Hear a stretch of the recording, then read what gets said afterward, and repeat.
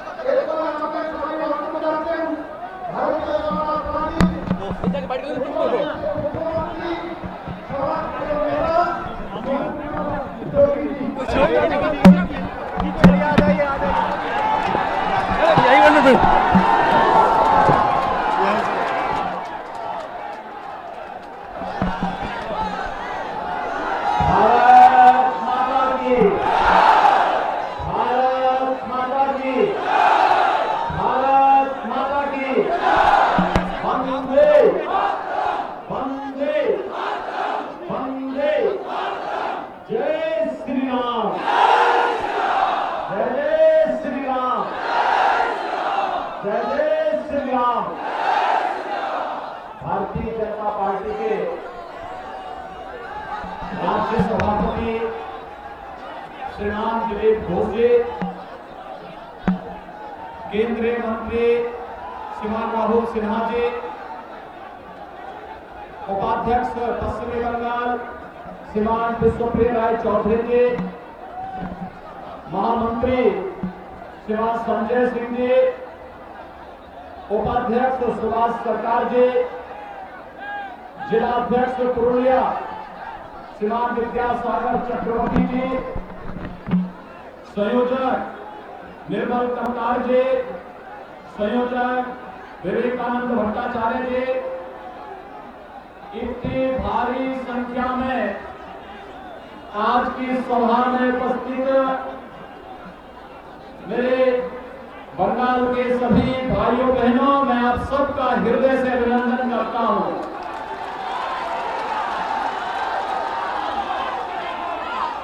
भाइयों बहनों, मैं बंगाल की धरती को नमन करता हूं,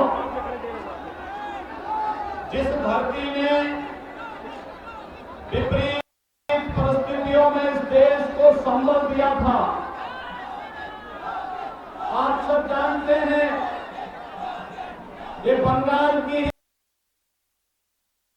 धरती है जिसमें रामकृष्ण परमहंस जी ने अपने आध्यात्मिक साधना के बल पर लोगों को एक नया संबल दिया था और पूरी दुनिया के अंदर रहने वाले हिंदुओं को कहा था स्वामी विवेकानंद ने कि गर्व से कहो हम हिंदू हैं।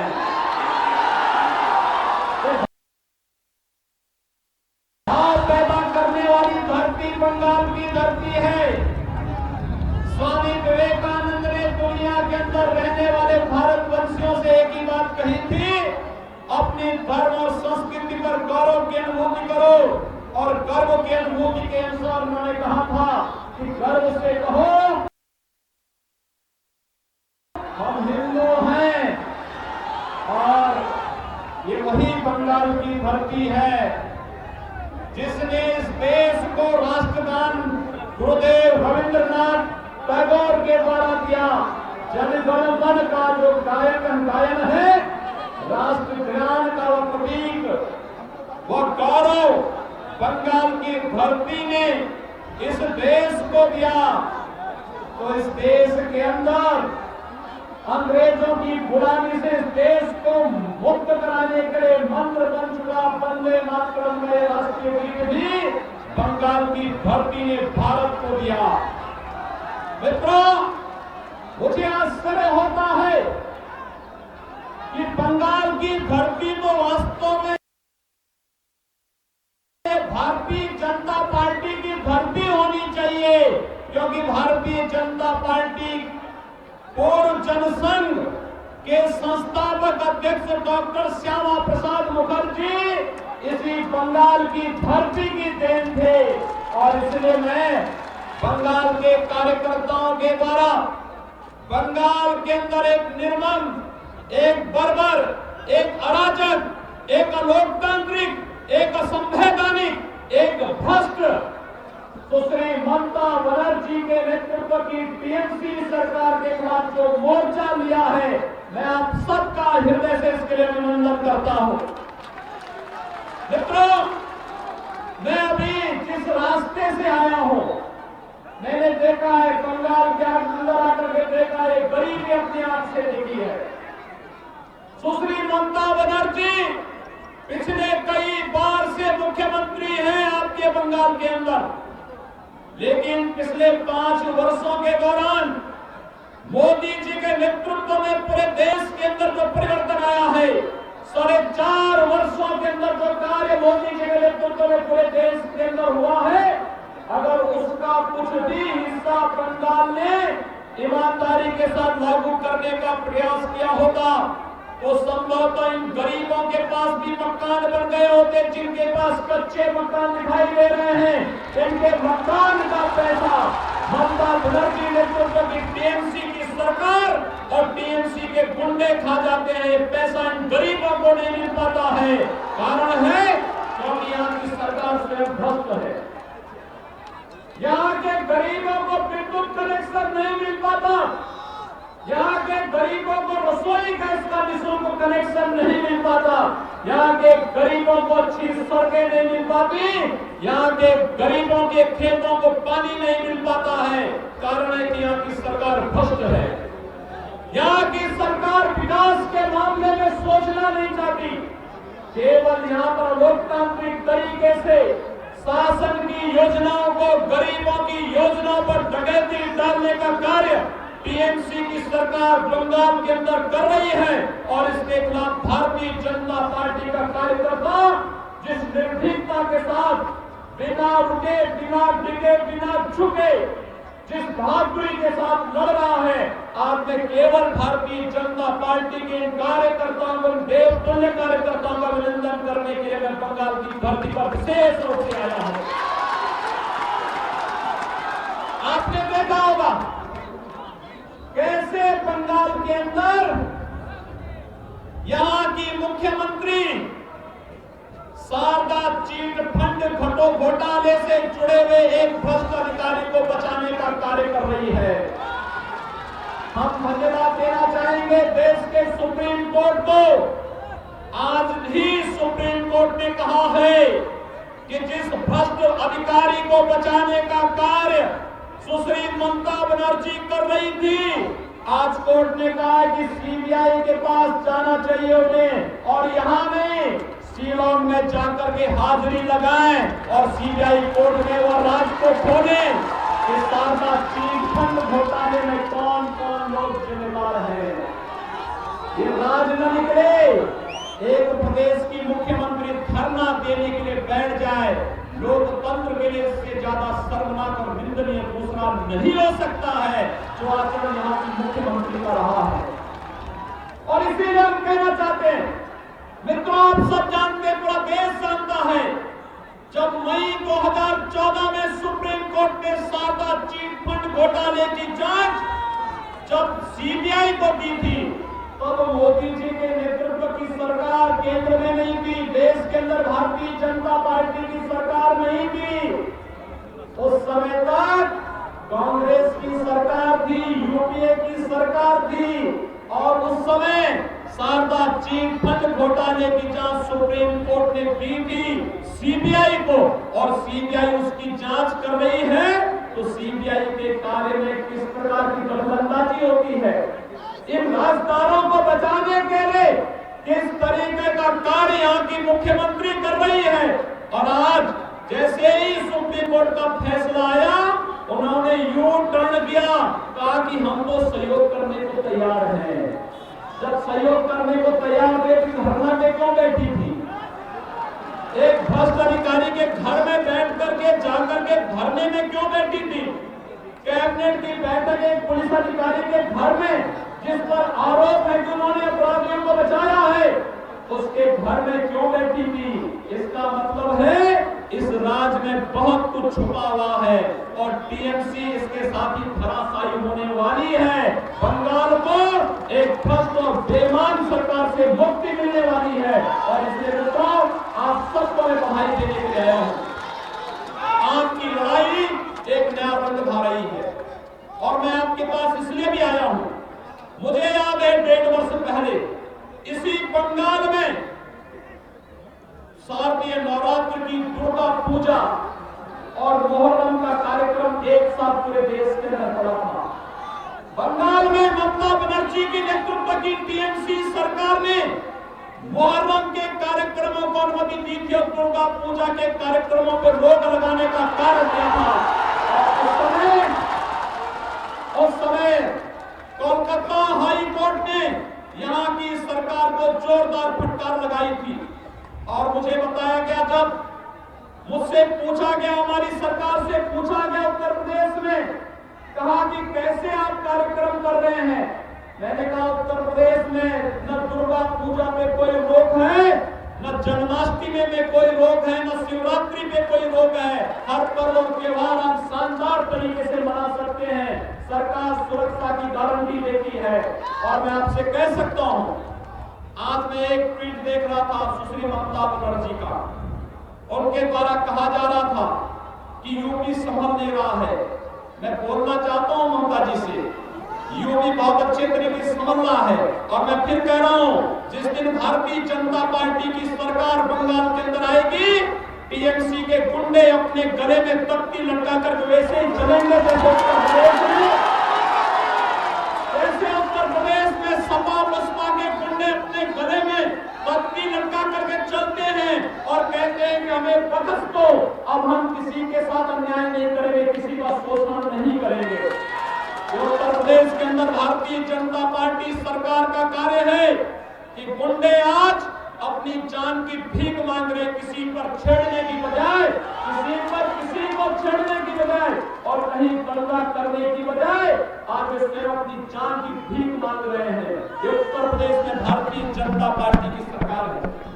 हमारे यहाँ भी पंचायत चुनाव हुए थे, स्थानीय निकाय के चुनाव हुए थे, भारतीय जनता पार्टी ने भारी बहुमत से चुनाव जीता था, एक भी जगह हिंसा नहीं हुई थी, सपा बसपा की जमानतें जब्त भी हुई थी।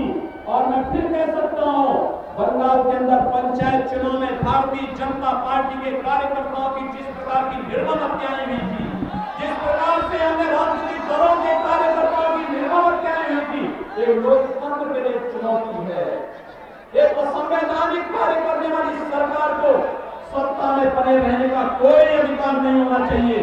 भाइयों बहनों, हम सबको गौरव की अनुभूति होनी चाहिए।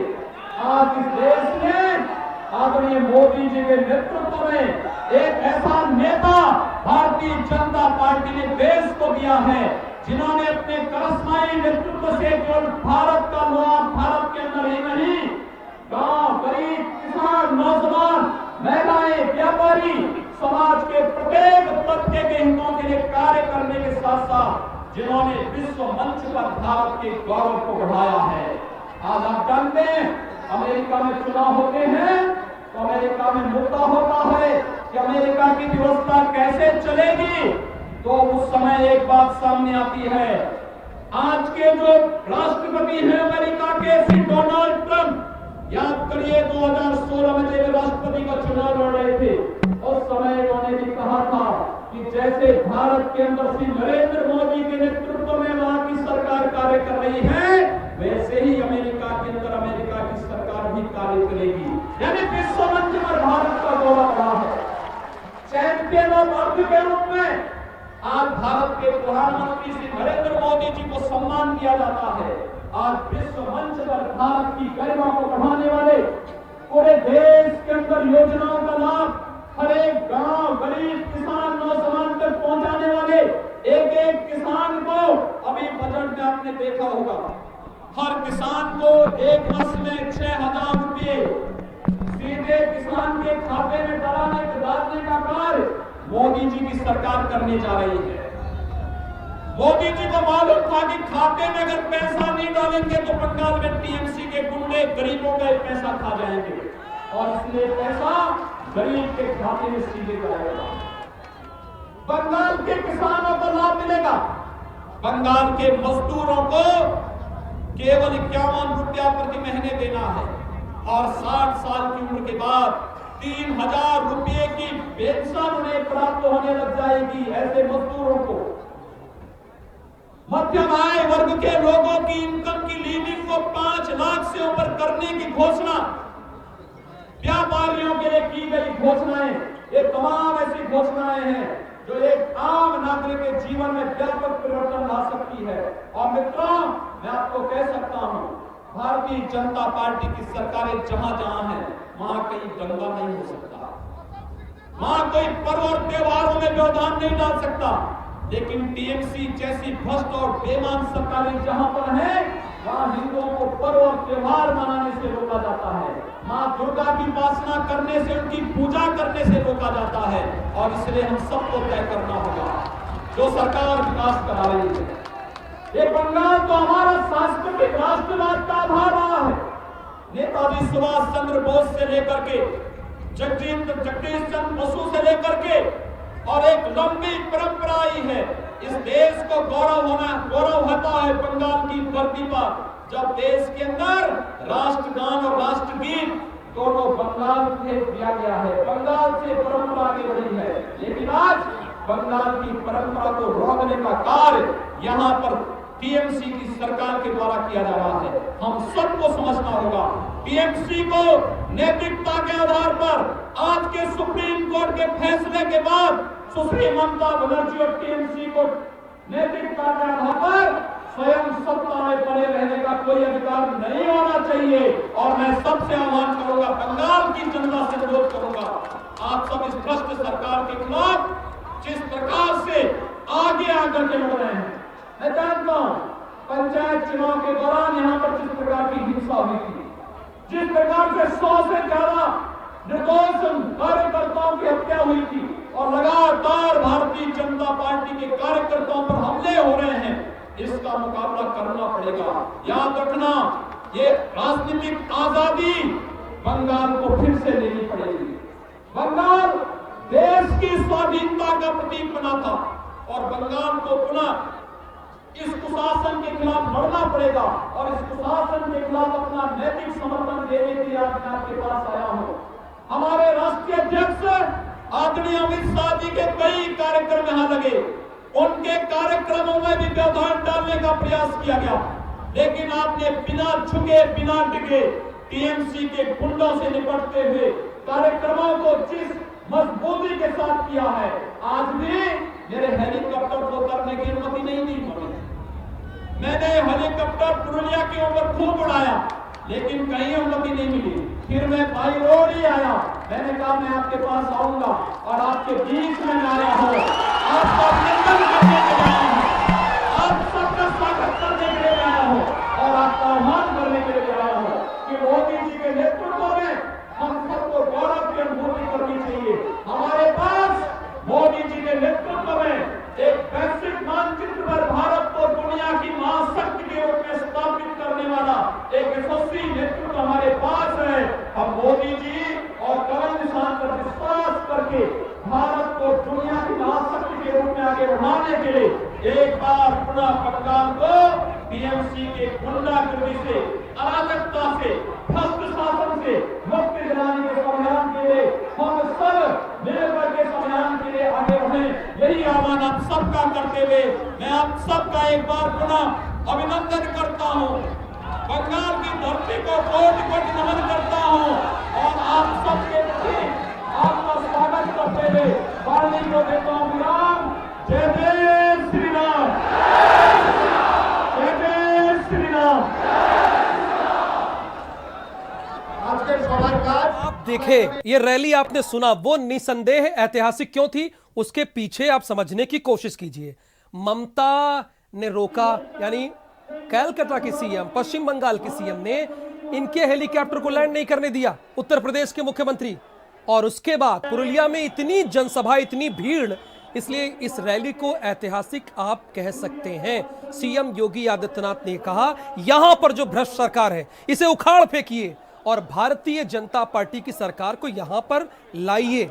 ये सीएम योगी आदित्यनाथ का बयान है और ये रैली ऐतिहासिक इसलिए है और हमेशा इतिहास के पन्नों पर इसलिए लिखी जाएगी ये रैली चूंकि यहां पर सीएम योगी आदित्यनाथ ने सीधे सीधे ममता बनर्जी को चुनौती दी है। जैसे ममता बनर्जी ने सीधे प्रधानमंत्री मोदी को चुनौती दी, ठीक उसी तरह से सीएम योगी आदित्यनाथ ने कहा आप हमारे हेलीकॉप्टर को नहीं उतरने दे रहे हैं, कोई बात नहीं, हम सड़क मार्ग के जरिए आएंगे चूंकि हम जन नेता हैं, लोगों के नेता हैं। और वो उन्होंने किया भी ठीक ऐसे। उत्तर प्रदेश से सीधे रांची पहुंचे, रांची से बोकारो पहुंचे और बोकारो से सड़क मार्ग के जरिए पुरुलिया पहुंचते हैं। ये तस्वीरें आप देख रहे हैं। इस हेडलाइन के